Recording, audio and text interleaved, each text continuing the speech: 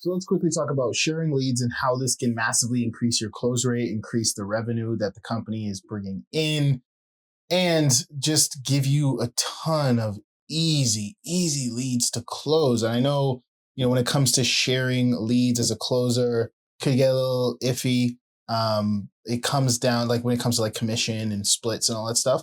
But as long as you just come with a good agreement, you speak to the person that is taking the call. Maybe the company has like a free game after a certain amount of time rule, but as long as you guys have a good standard set of rules around whose lead is what's and how that works out and what happens if someone else closes it, then this can work really well.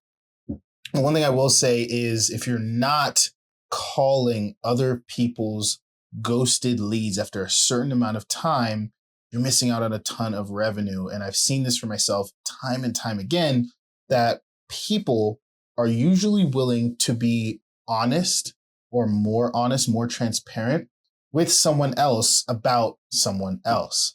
So to give you guys a quick story, I had this one client that I called out of the blue.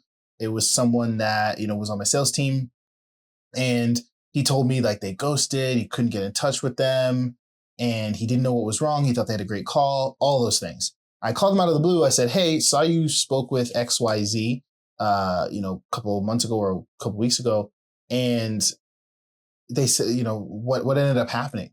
And they just went all in saying, oh yeah, I was going to do it, but the salesperson did this and this and this that turned me off. And, I thought about it for a while and I decided not to do it. They just pretty much just spilled all the beans of exactly why they didn't move forward. And I was able to just answer a couple questions. I said, hey, can I give you my thoughts on that? They said, sure. I answered a couple questions for them. I gave them my perspective, and they ended up paying in full. Piff, right there. It was $7,000 offer. They said, you know what? We are going to do it. Let's get this done. And they piffed, right? And I've done that time and time again from different offers. And I literally just go into the lead list, speak to the closer, say, hey, give me a list of all the people that have ghosted you, the list of people that you haven't talked to in a while. And you're like, I'm not closing these guys. They give me that list. I go and I call them.